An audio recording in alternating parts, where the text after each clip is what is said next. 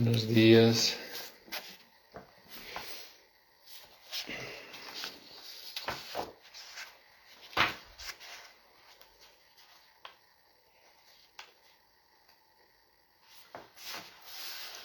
Oh,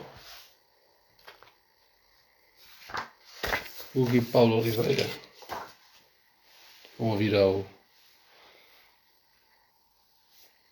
discurso do domingo. Bom dia a todos. Vamos esperar vamos a esperar un poco más.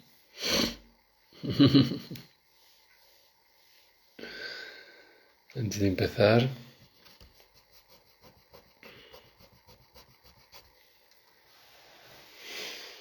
A ver aquí.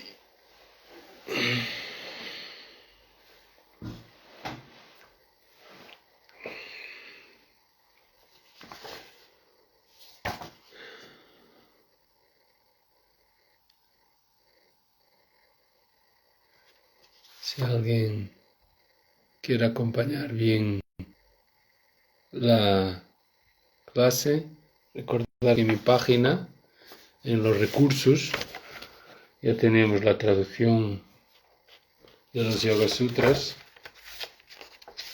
Okay, en el primer capítulo, si entras en casadelyoga.com, puedes ver una nueva pestaña que son recursos y ahí tienes la traducción. Okay. Descargarla, imprimirla, estudiarla. No tiene comentarios, los comentarios los hago aquí. ¿Vale?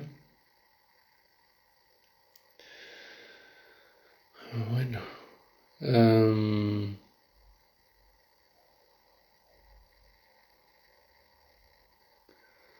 Aunque somos pocos, pero yo voy a empezar porque sé que hay mucha gente que después lo ve a posteriori en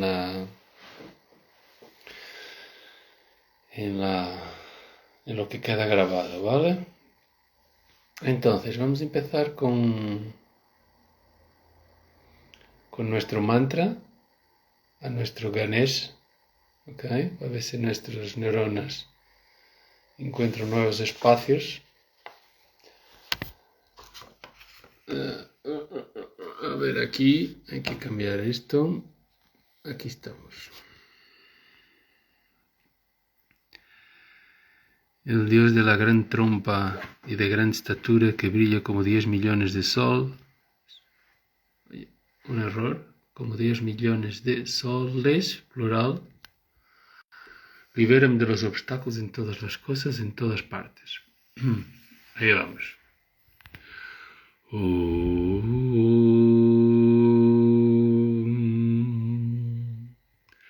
Vakratunda Mahakaya Vakratunda Mahakaya Suryakoti Samaprava Suryakoti Samaprava Nirvignam Kuru Me Deva Nirvignam Kuru Me Deva Sarvakaryeshu Sarvada Sarvakaryeshu Sarvada.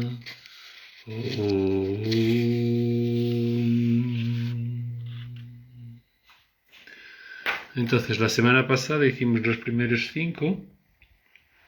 Hoy vamos a empezar en el 5 y vamos a ir hasta el 11, ¿okay? Que son los 5 British. Entonces, siempre empezamos con el título del capítulo.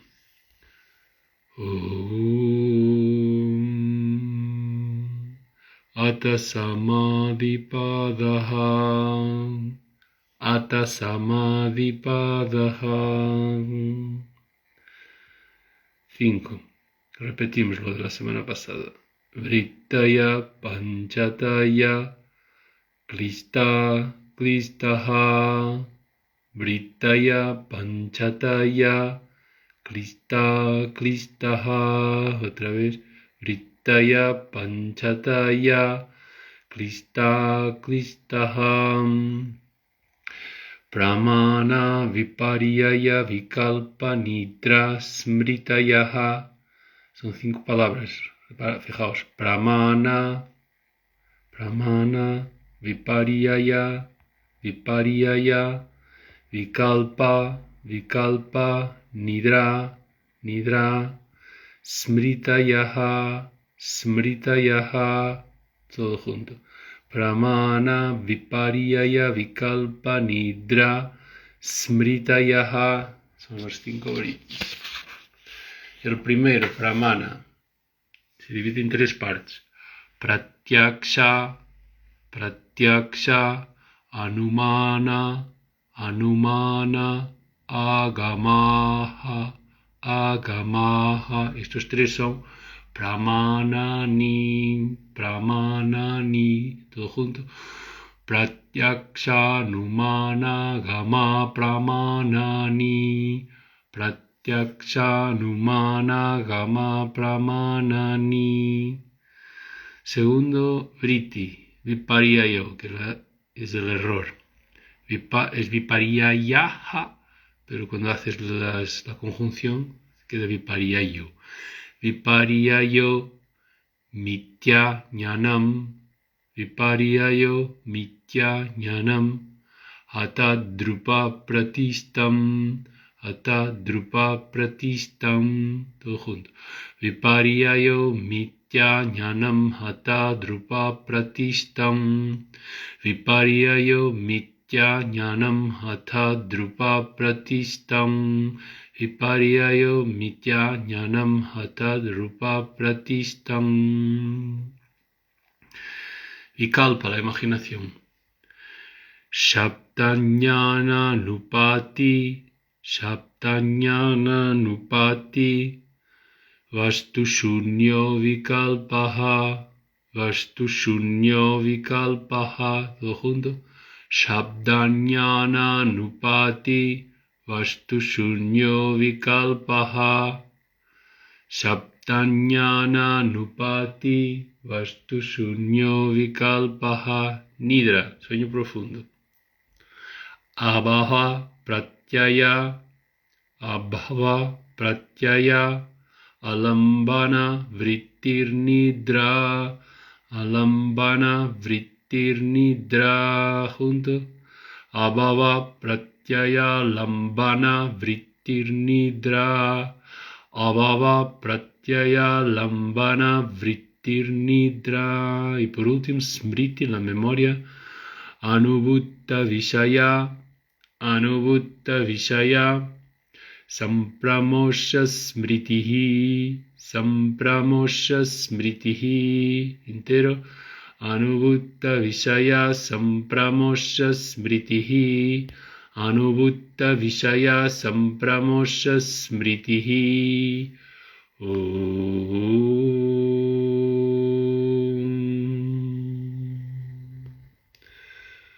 Pues muy bien. A ver.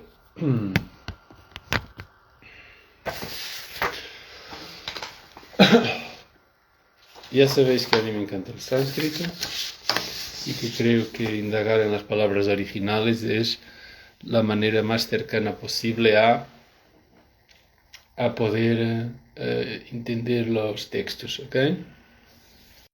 Sin embargo, sin traducciones no viviríamos.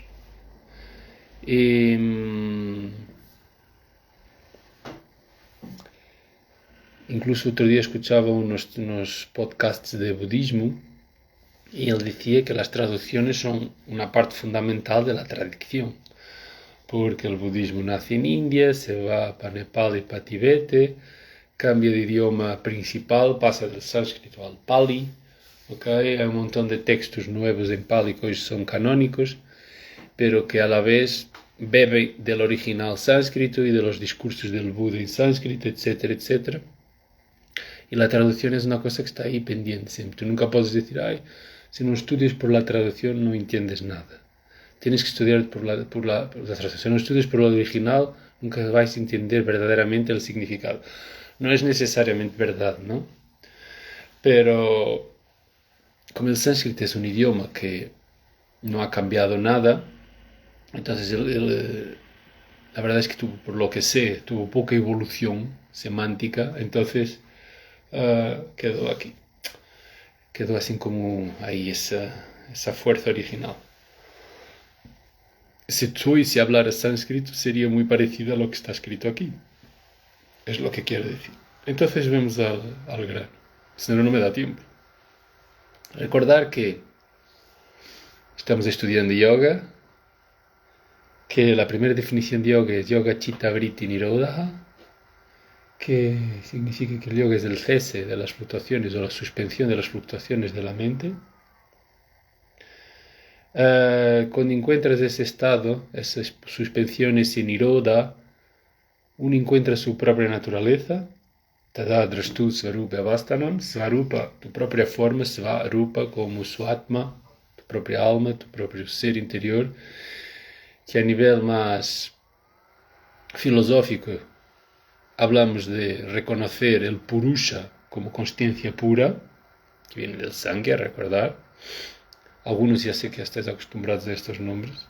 Este svarupa sería el reconocimiento del purusha que siempre está ahí.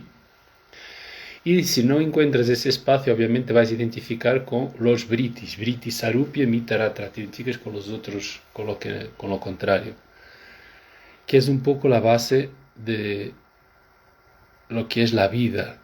Es decir, como los yogis y como los filósofos que estudiaron yoga de antes, vieron la vida que tú percibes los objetos, los vritis te van dando información del mundo, y tu mente y tu intelecto, o sea, las varias partes de tu mente, el manas y el buddhi, y también soportado en el ahankara, que es la sensación de yo, esas partes de la mente se van como que toman la forma de la información exterior. Como tomo esa forma, es como decir, de una forma muy figurativa, ¿no? Yo veo un árbol, entonces mi mente es como un árbol, toma la forma del árbol, ¿ok? Pero mi ser interior, este purusha, esta naturaleza, mi verdadera naturaleza, es como que se refleja en ese árbol y existe como un engaño. Es como si tu alma pensara que es un árbol, ¿ok? Pero no lo es, ni lo fue, ni nunca lo será, porque ese purusha es inmutable, pero existe como un engaño, una ilusión, una ignorancia, llamada avidya, muy famosa en el yoga, que produce esta especie de engaño, esta especie de ilusión, ¿ok? ¿Y cómo se quita esta ilusión? Pues si consigues que los vritis no se muevan y entonces no produzca la ilusión, que tu mente no se identifique con el objeto exterior, entonces encuéntralo, ¿no? La cuestión es, entonces vamos a estudiar todo lo que hace ilusión, ¿ok? Todos los mecanismos que producen esa ilusión en la mente, tenéis que estudiarlos bien para poder desecharlos, ¿no? Y estos vritis son como olas del océano, digamos, si la mente es del océano, las olas son los vritis, los chitta vritis, son 5 y pueden ser klista y aklista, que es el quinto, ¿no? Como ahora, para preparar esto, estoy leyendo esta es mi última versión de los Yoga Sutras, después de haber leído unas cuantas otras. Este es de Edwin Bryant, ¿ok? Si entráis en mi página, ahí hay un enlace para el blog que habla de estas clases que estoy dando y habla de este libro. Tenéis de la referencia. De momento solo en inglés. Son demasiadas páginas, más de 500. Nadie se ha atrevido a traducirlo al español todavía. Y dice que klista lo traduce como perjudicial. Entonces los britis pueden decir perjudiciales o no perjudiciales. Es decir, ¿y perjudiciales a qué? Al camino del yoga. Es decir, puede haber britis que te llevan o te acercan al svarupa, al purusha, y hay britis que te alejan de ellos, ¿ok? Obviamente los britis que te alejan de purusha son los que queremos evitar. Los otros, de alguna manera, son como herramientas para evitar los otros, ¿no? Es decir, yo voy por la calle y es hora de la clase de yoga y hace 25 grados con cielo azul y hay una terraza maravillosa con unas sillas muy cómodas y justo enfrente de la portal de la escuela de yoga. Y entonces de repente hay un briti que me dice, oh, me voy a sentar aquí, me voy a tomar una vela de una cervecita y me voy a quedar aquí leyendo el periódico. Y después hay otro briti que dice, no, yo voy a practicar yoga y voy a dejar la cerveza para otro momento, o hoy no la tomo. ¿Ok? Esto es complicado, porque el briti que va y te invade pidiendo la cerveza puede ser una cosa que te guste, que te produzca placer, pero en esta visión es perjudicial al camino del yoga, ¿no? Entonces digamos que este es un poco nuestro funcionamiento, ¿no? Y que estos movimientos internos, estas imágenes, estos chitta vrittis, siempre andan balanceándose en varias direcciones, ¿ok? El yogi siempre elige o siempre busca, lucha por que sus decisiones se vayan hacia el sendero del yoga, ¿ok? Esto que acabo de decir es un mecanismo psicológico descrito por los yogis, que yo ya hablé aquí alguna vez, que es la historia de los samskaras. ¿Okay? Samskara es como una huella que existe en tu mente, que produce como una impresión sobre algo que hiciste, que después te lleva a nuevas acciones. El típico caso es, yo como un helado, es una acción, y eso deja una huella dentro de mí, que es, qué bueno es el helado. Y después va a existir como una especie de un impulso, un deseo, o lo como se llama en sánscrito, una fragancia, que es un vasana, que de repente te dice, necesito otro helado, qué ganas de helado. Y entonces vas y te compras otro helado, que es otra acción, karma. Karma, samskara, vasana. Acción, impresión en la mente, deseo, nueva acción. Es una rueda y nosotros andamos atrapados en esta rueda. Entonces mi rueda, yo tengo que sentarme en la terraza y de repente hay un momento que el samskara dice, el vasana dice, qué ganas de sentarme en la terraza. Y de repente tú rompes eso y dices, no, voy a hacer yoga. ¿Okay? El yoga es un poco eso a nivel psicológico, ¿no? Y los britis andan un poco, están ahí como siempre moviéndose y tú siempre luchando contra ellos. Me acuerdo un amigo mío cuando estaba en India que le gustaba una chica ahí en la escuela de yoga. Y entonces estaba en clase y ya la practicaba como, y la estaba viendo donde estaba practicando y estaba todo el rato mirando para ella. Pues salía de la clase y joder, no me consta, qué mal, que estaba súper disperso, siempre pensando en ella y mirando para ella y no sé qué. Y yo le decía, jolín, son los britis ahí detrás de la chica. Y entonces al día siguiente él salió de clase y dice, oye, ya que no puedo evitar el briti, pues me concentré en ella todo el rato. Entonces estaba haciendo el pino, Shirshasana, y tenía el briti en ella. Solo en ella, nada más. Estaba súper concentrado.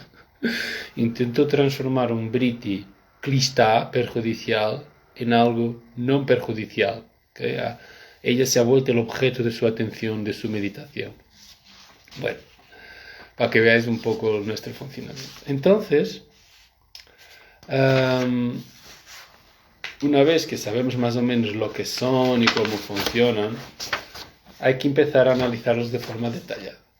Los yogis han definido, Patanjali ha puesto que existen 5 tipos de britis y de alguna manera, excepto si estás en una meditación profunda, en un estado de samadhi, etc., siempre estás bajo la influencia de un vritti, siempre. Y cuando define 5, está intentando, presenta un abanico de situaciones que buscan, donde se supone que está contenido todo lo que haces. Otras escuelas de yoga no presentan, otras sistemas filosóficos no presentan los mismos 5 vrittis, o los presentan de otra manera, ¿ok? O les llaman otra cosa. Intentan explicar todo este movimiento interno, presentan otras fórmulas. Pero nosotros, como somos yogis dedicados y creemos que los Yoga Sutras son el mejor texto del mundo,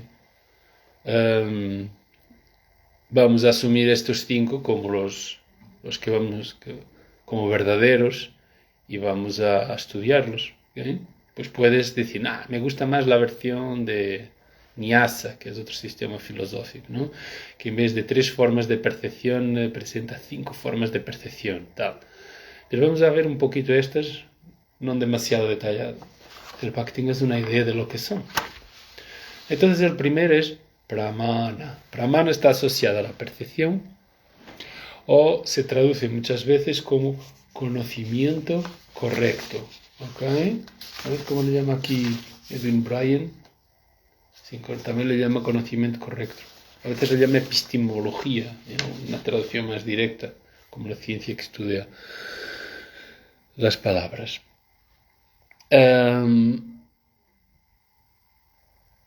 Pratyaksha, Numana, Gama, Pramanani. Este conocimiento, que es todo lo que tú aprendes, viene de 3 sitios. Y todo lo que tú aprendes produce movimiento. Yo, por ejemplo, imagínate que eres un niño. Nunca probaste mandarina, te da una mandarina, tú tomas la mandarina, tu lengua percibe el sabor de la mandarina, esa experiencia deja una huella en tu cerebro, un samskara que dice qué buena es la mandarina o qué mala es la mandarina. Pues ya te gustará o no te gustará la mandarina de acuerdo con la huella que ha dejado esa experiencia, pero produce un conocimiento de lo que es la mandarina, incluso no solo su sabor, pero también su forma, ¿okay? Sus características, su color. Entonces la próxima vez que veas una mandarina, tú sabes que es una mandarina. Y eres más sabio, porque antes no sabías lo que era una mandarina y ahora sí sabes lo que es una mandarina. Pues este proceso se llama pratyaksha. ¿Ok? Solo para organizar nuestra mente, estamos en el Sutra 7. El 6 simplemente es una enumeración de los 5 vrittis, ¿ok? Simplemente dice el nombre de los 5 y pues en el 7 pasa ya directamente para la explicación de pramana. Entonces el pramana tiene 3 partes. Pratyaksha, que es esto que acabo de decir, que traducida esa palabra significa, se traduce como percepción sensorial muchas veces, o cognición, pero pratyaksha es lo que está enfrente de tus ojos. ¿Okay? Hay un mantra, un chanti mantra, que es Sham no mitra sham varunaha sham no bhavat varyama sham na indra vrihaspapatihi sham no vishnurukramaha brahmane namo namaste vayo. Y después dice pratyaksha brahma vadishyami. Dice que Brahma es lo que tienes enfrente de los ojos. Pratyaksha Brahma Vadishyami. Entonces, Pratyaksha es eso que aparece delante de ti y lo percibes. Si percibes Brahman, es como que ya estás más allá de ello, pero en un sentido más terrenal tienes Pratyaksha, la percepción sensorial. Y eso produce conocimiento, ¿ok? Pues ellos hablan de las características de los objetos y hay como unas cosas complicadas, ¿ok? Que son interesantes, pero más tarde, ¿no? La segunda fuente de conocimiento es Anumana, ¿ok? Anumana es como, se traduce muchas veces como inferencia. el ejemplo clásico. Para que entendamos bien la inferencia. Otro ejemplo de Pratyaksha. Yo veo el fuego, pongo la mano en el fuego, quema. Entonces yo sé que el fuego quema. Cuando veo el fuego, las llamas del fuego, veo que del fuego sale humo. ¿Okay? Entonces yo aprendo que el fuego produce humo. De las llamas sale humo. Después, si yo estoy en un sitio muy lejos y veo humo salir detrás de la montaña, yo sé que hay fuego. ¿Okay? Pero yo sé que hay fuego porque antes he visto el humo saliendo del fuego. Entonces, la inferencia está basada en el pratyaksha. ¿Okay? Incluso algunos sistemas filosóficos y algunas formas de presentarlo dicen que la única fuente de conocimiento es pratyaksha, porque las otras son basadas en la primera. ¿Okay? Incluso el conocimiento superior, como el conocimiento del ser, la experiencia del yoga, el samadhi, es una experiencia sensorial. De repente percibes el estado y después todo el resto es como derivado de eso. Y ahí llegamos al tercero, que es Agama. Agama es como testimonio verbal o comunicación, que en el fondo está aquí porque son los libros, los textos, las escrituras, en este caso las escrituras sagradas, los Vedas, los Upanishads y los Yoga Sutras, que transmiten ese conocimiento. ¿Okay? Y tú los asumes como correctos también. Pero una vez más aquí también, por ejemplo, lo que está aquí en los Yoga Sutras, tú lo asumes como correcto. Pero, ¿quién te dice que esto es correcto? Bueno, tú asumes que este texto está basado en una experiencia de yoga, un pratyaksha, alguna percepción que tuviste que después hizo con que escribieras el texto. Pero claro, tú nunca sabes si el texto es correcto. Pero esto está pensado dentro de una cierta ortodoxia, ¿no? Es decir, el conocimiento que yo recibo es correcto porque alguien dijo que este texto es bueno. Pero puedes rechazarlo si quieres. Pero eso se trata un poco el estudio personal. Entonces ya tenemos una de las formas de funcionamiento de la mente, que es la que produce el conocimiento correcto, el conocimiento de la vida en general. Hay gente que dice que de este briti también salen los otros, porque el siguiente es el error, vipariyaya. Entonces el error es lo mismo que acabo yo de decir, pero que produce conocimiento incorrecto. Por ejemplo, los Yoga Sutras producen conocimiento correcto, pero si coges un texto que está mal escrito o que no es correcto lo que tiene, entonces va a producir conocimiento falso. Imagina que tú lees un libro que dice el agua fría produce humo. Tú lees y tu cabeza piensas que el agua fría produce humo. Si nunca has visto humo, si vienes del planeta que no hay humo, y entonces dices, bueno, vale, pero es falso, es un error. Entonces estás produciendo un conocimiento incorrecto, que es un briti, es un movimiento. Normalmente el error es un briti perjudicial, aunque los yogis siempre intentan dar ejemplos de cómo el error puede ser sáttvico, puede ser no perjudicial, puede ayudar en el sendero del yoga. Uno de los ejemplos clásicos es cuando, que te equivocas, quieres ir a un bar, beber una cerveza, y entras y te da una dirección, y cuando llegas ves que es un portal que tiene un cartel de una escuela de yoga. ¿Qué es esto?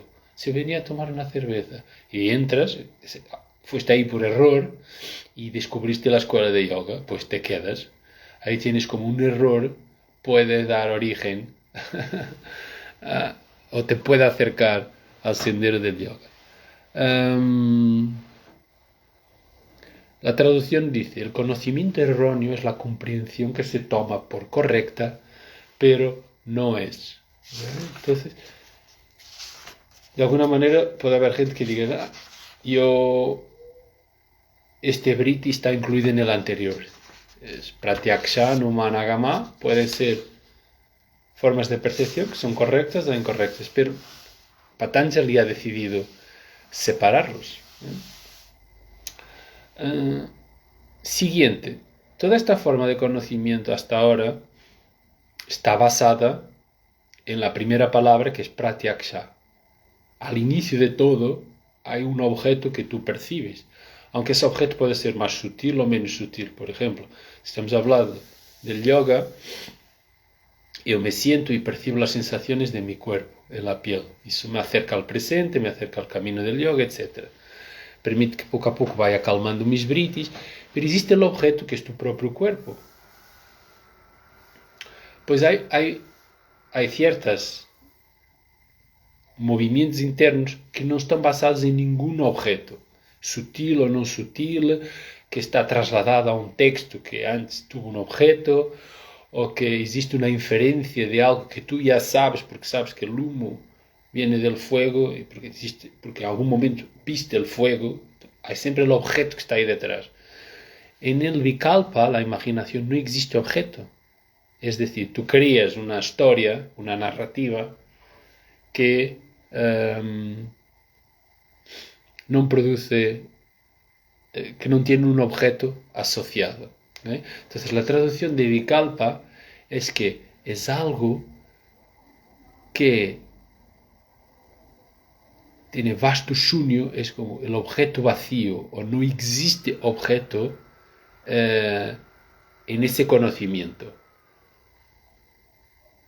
Y normalmente está asociado a las palabras. Es como una especie de discurso conceptual. ¿Okay? Y el ejemplo que se da mucho son cualquier tipo de metáfora.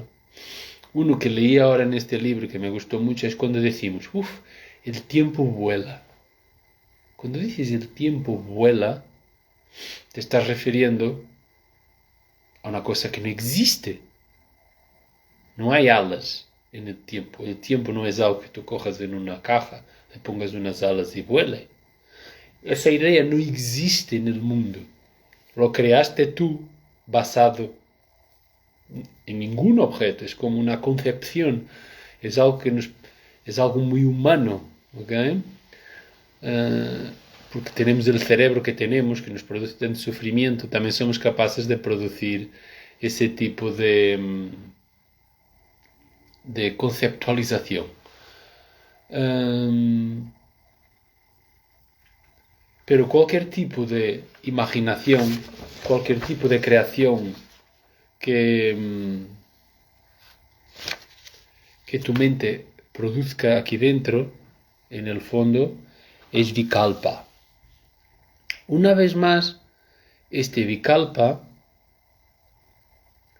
en el fondo, existe porque antes hay todo un contenido mental que es fruto de la experiencia, ¿no? Yo puedo decir que el tiempo vuela porque ya sé lo que es volar, porque he visto un pájaro volar, porque he visto un avión volar. Y entonces cojo esa idea y creo un concepto mental del tiempo vuela, que es algo que no existe, pero que se basa en esa conceptualización. ¿Ok?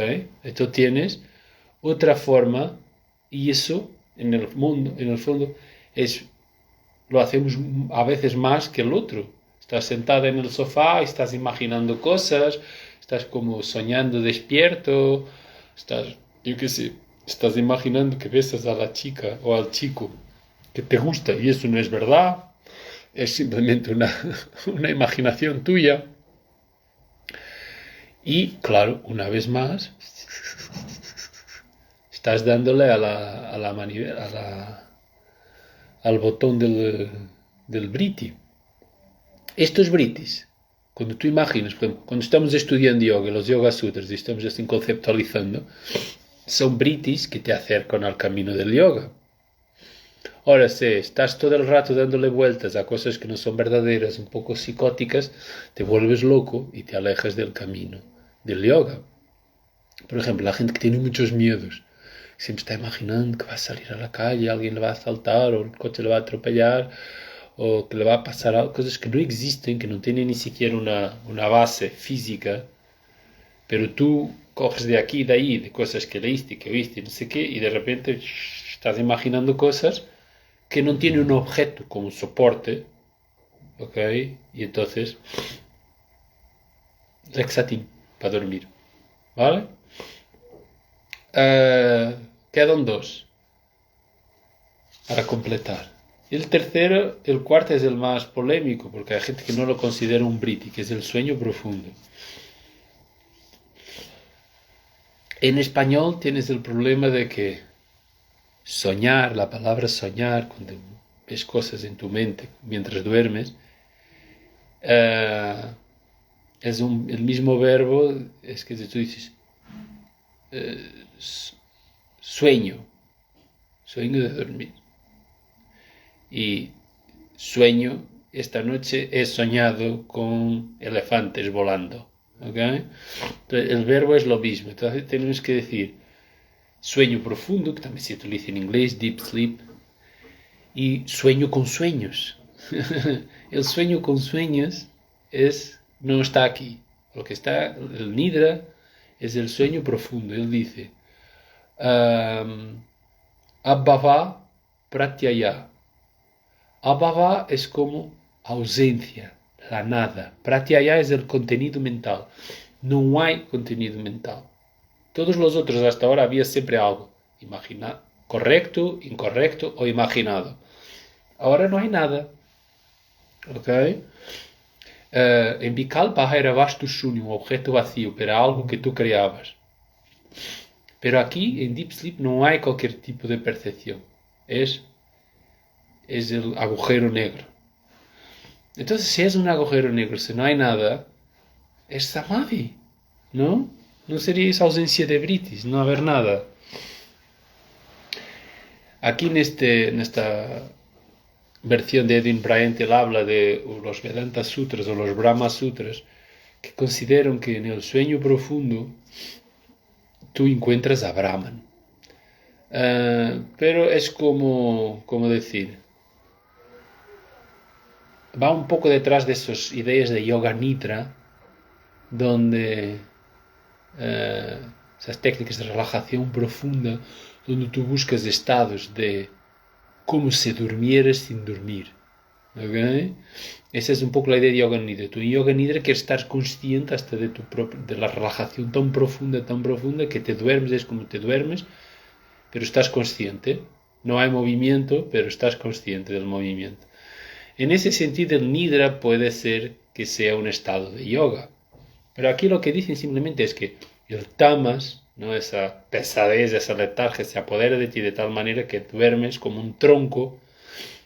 Y lo que lo transforma en briti es que cuando despiertas, tú puedes decir que bien dormí o qué mal he dormido. Fatal. ¿Qué es que estuviste soñando toda la noche? No, es que dormí fatal. ¿Y cómo sabes que dormiste fatal? Porque la percepción que tienes ahora te dice que dormiste fatal. Porque tu cuerpo está mal. O no, o está súper bien, súper generado, súper restaurado. ¿Ok? Entonces, en ese sitio, tú, con ese argumento, tú llegas a la conclusión de que el briti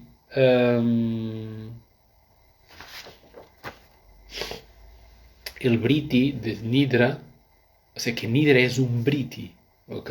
Es algo que produce, aunque sea a posteriori, un movimiento. Y en el fondo, es decir, si queremos que cuando presentamos los 5 britis, que presenten todos los estados de conciencia, todas las formas en que tú funcionas, excepto Nirodha, excepto el estado de yoga, excepto Samadhi. Entonces, cuando estás dormido, si no estás en Samadhi, o no estás. Si no estás, tiene que existir britis. ¿Ok? Entonces, al no estar en Samadhi cuando duermo, el Nidra tiene que ser un briti. Aquí está. No hay contenido mental, pero no deja de ser algo que está ahí. Sin el contenido. Entonces, digamos que la traducción dice que Nidra está soportado en ausencia de contenido. Esto es muy filosófico, es un poco darle al coco hasta el infinito.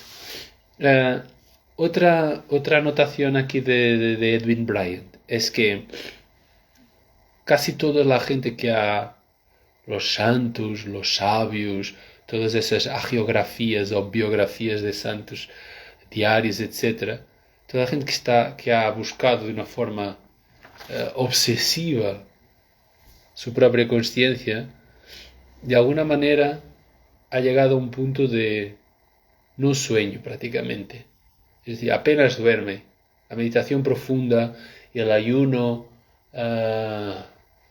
te producen un estado de consciencia y una fisiología, pueden cambiar tu fisiología a punto de que realmente vas durmiendo cada vez menos. De alguna manera estás eliminando esos britis. Pero no te pongas a no dormir así a saco, ¿vale? Esto es como todo en la vida. Y para acabar, tenemos la memoria. La memoria es la parte más psicoanalítica del yoga. Tú percibes algo, pratyaksha, o infieres algo, anumana, o lees algo, agama, o haces cualquier cosa de esas de forma errónea, o imaginas algo, o duermes bien o duermes mal, y todas esas cosas dejan una huella en ti, un samskara. La memoria lo que hace es ir a esos samskaras y cogerlos de vuelta y darles una cierta forma interna. ¿Ok? Entonces la traducción dice que la memoria es, a ver la traducción exacta, que está aquí, es la retención mental de una experiencia pasada. Es decir, yo viví algo, como expliqué yo, y después voy a buscarlo. ¿Okay? Y cuando lo voy a buscar, creo nuevos contenidos o tomo ciertas decisiones, etcétera, etcétera. Y eso también es otra, si te das cuenta, nuestra mente a veces está todo funcionando a la vez, ¿no? Por ejemplo, la inferencia. Yo veo humo, sé que es fuego, porque mi memoria, voy a la memoria y la memoria saca esa información, tú lo procesas, pero esa memoria tengo que ver porque un día viste la llama sobre la cual producía humo. ¿Okay? Si no la viste, la has leído en algún sitio que consideres correcta información. Y si esa información no es correcta, entonces estás creando una imagen o estás usando la memoria de forma errónea también. ¿No? Hay como aquí un proceso. Tú puedes ir dando ejemplos de la cosa. Otro ejemplo del error, que es muy clásico en el yoga, que está en los primeros comentarios, es que tú confundes la cuerda con la serpiente. Si estás en una sala oscura o vas en un bosque al anochecer y ves una especie de cuerda por el suelo, piensas que es una serpiente.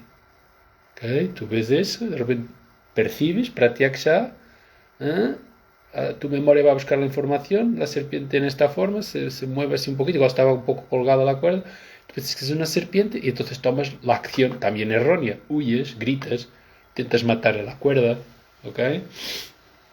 Entonces, fijaos que esta interacción de los 5 britis produce aquí un poco todo lo que nosotros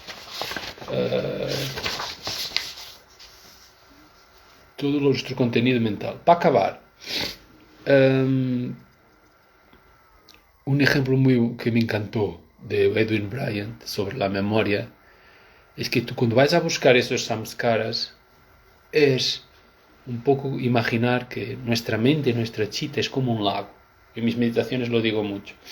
Imagina un lago de aguas calmadas que refleja perfectamente quién tú eres, y si el agua está agitada, entonces tú lo percibes, tu imagen de ti mismo es distorsionada o está más lejos de lo que sería de tu verdadera conciencia, bla, bla, bla, bla, bla, bla. Cuando estás tumbado mola, ¿no? Es como te relaja. Oh. Tú imagina que tu conciencia, tu mente, vamos a pensar que es la mente, tu chitta es el lago y la memoria son como piedras en el fondo del lago, ¿ok? Si tu mente está calma y tranquila y cristalina, tú miras la superficie del lago y ves las piedras en el fondo, metes la mano y las sacas. A veces está muy profundo y tienes que bucear en el lago y tal. Claro, cuando buceas a veces agitas el agua, aquí están las cosas otra vez mezclando. Ahora, si esa agua del lago está como muy agitada, tú miras y ves ahí una piedra y tal, pero no sabes muy bien dónde está, metes la mano y fallas porque la refracción de la luz hace con que no ves bien el fondo o falles un poco. Es más difícil coger las piedras. Y si tienes que bucear, entonces es mucho más difícil. Pero si el lago está lleno de barro, como aguas pantanosas, sucia, oscura, es que ni las ves. Es imposible. Entonces las memorias quedan por ahí abandonadas. Entonces un poco decir, si tu mente está sátvica, aguas cristalinas, tú vas y retiras lo que necesitas. Si estás muy rayásico, muy agitado, es más difícil. Y si estás muy tamásico, muy letárgico, muy deprimido, es todavía más difícil. ¿Vale?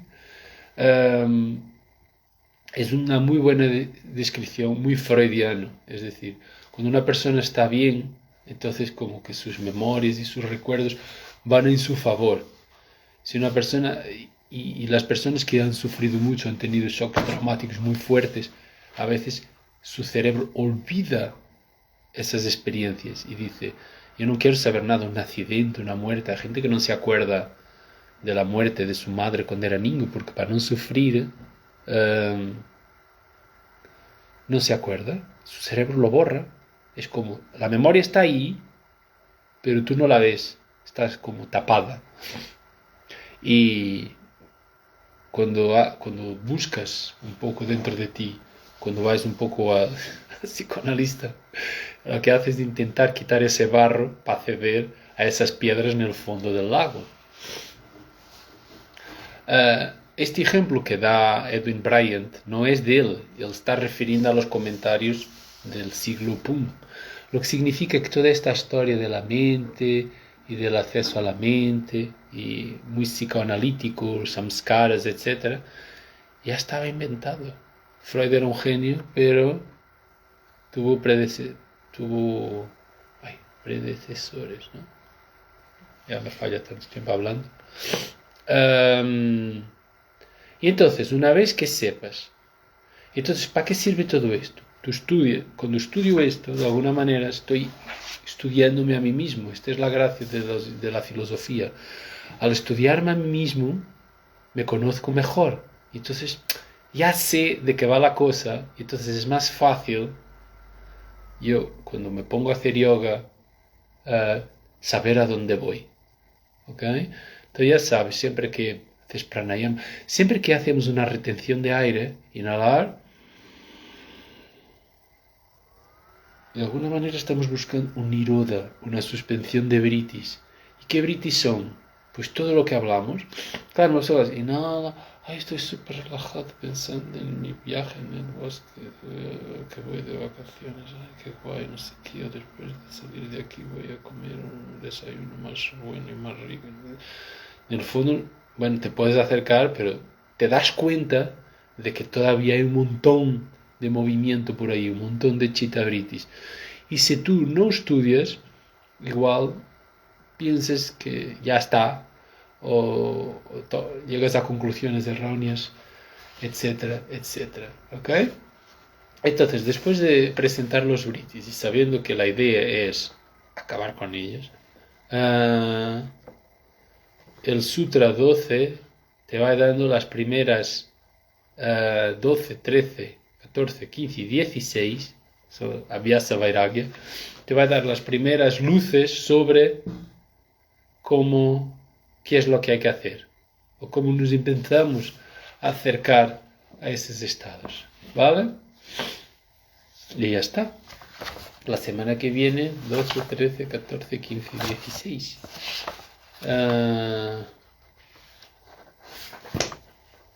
¿Alguna pregunta? Gracias por escucharme todo este tiempo. Okay. Vamos a cantar el mantra final, el de Sahanava Batu. Si alguien quiere preguntar alguna cosa, este mantra final es el de es muy usado porque tiene que ver con la relación entre el profesor y el alumno, entre el maestro y el discípulo, ¿ok? Que los dos pueden beneficiar del conocimiento, que, que ese, que ese conocimiento, esa enseñanza nutra a los dos. Si es verdad, un profesor siempre está aprendiendo del alumno, ¿ok? Y cuanto más me proponga enseñar cosas, más aprendo. Cada vez que hablo de los Yoga Sutras, encuentro cosas nuevas en los Yoga Sutras, ¿ok? Y muy importante que nunca discutamos entre nosotros.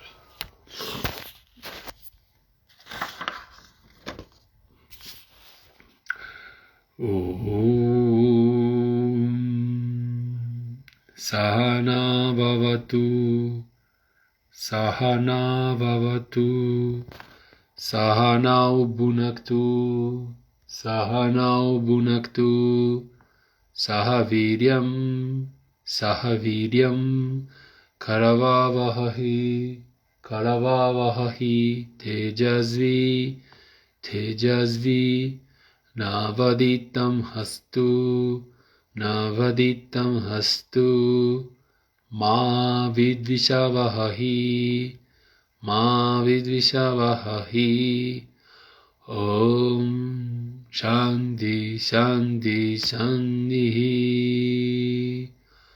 Om. Muy bien. A ver, ¿qué es Consuelo? Pregunta. El problema es saber distinguir el conocimiento erróneo, claro. Claro, por eso, bueno, es el desafío de la vida, ¿no? ¿Cómo sabes que la serpiente no es serpiente, es una cuerda encendiendo la luz o la antorcha? ¿Ok? Entonces, cuando enciendes la luz te das cuenta de que lo que estabas viendo estaba errado. ¿Cuál es la luz de la vida? Yoga. No puedo decir otra cosa, ¿no? Cuando uno hace yoga, porque en el fondo todo esto está pensado no para las acciones del día a día. Toda esta presentación filosófica está pensada para la descubierta del ser, Svarupavastanam, ¿okay? Para buscar tu propia naturaleza. Entonces, ¿dónde está el error? ¿No? El error está en quién soy yo, en que yo me equivoco. La ignorancia fundamental es que yo no sé quién soy. O sea, mi mente, mi chitta, toma la forma de los objetos exteriores y mi purusha, mi ser, mi alma, ve un reflejo erróneo de sí misma y produce una equivocación, digamos, cosmológica, casi. Es decir, el gran error fundamental de la existencia humana es esa equivocación. Entonces, al tener ese espejo, ese reflejo erróneo, tú crees que eres una cosa cuando en realidad no eres, ¿ok? Entonces tienes que quitar capas hasta encontrar que tú eres la luz que ilumina y no lo que está siendo iluminado. Entonces, esas capas es como en el Vedanta, que me gusta mucho, es cuando quitas todo neti neti, lo que queda es lo que eres tú, Tattvamasi, ¿ok? ¿Y qué es ese Tattvamasi? Pues no sabemos, pero sabes que si quitas capas vas a llegar a él. Quizá uno nunca está seguro y te tienes que quitar por el efecto en ti.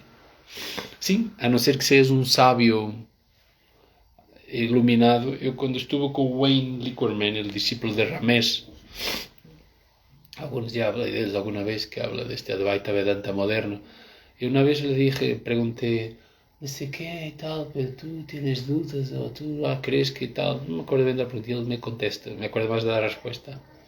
Mi camino ha terminado. Ya no tengo más nada que recorrer. Me quedé así un poco flipado. Pero bueno, es eso, es la verdad. Es lo que él dijo, la verdad que él dijo eso. Si él está en ese estado, no sé. ¿No? Pero seguimos haciendo yoga porque nos mola, porque nos hace bien, porque nos hace sentir mejor, porque al final estamos mejor de lo que estábamos al principio, ¿cierto? Aunque a veces haya tránsitos difíciles, incluso dolorosos, incluso duele el hombro y duele la espalda y no me apetece. Pero sabes que quiero estar mejor, ¿no? ¿Vale? Bueno, Consuelo, ya sabes, cuando vengas a Asturias, Casa del Yoga. Vamos a tener el retiro, ¿eh? De 10 a 12. Nadie quiere venir al retiro. ¿Ok? Aquí en Asturias, cerca de Infiesto. Mirar en internet. ¿Ok? Que lo vamos a pasar bien. ¿Vale? ¿Más preguntas? ¿No hay? Pues nos despedimos. ¿Quieres venir aquí? Está aquí mi hija, ven. Mira qué guapa está. Hola.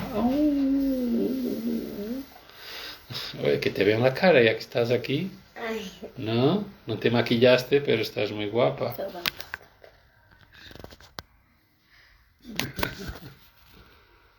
A ver, espera. Ahora.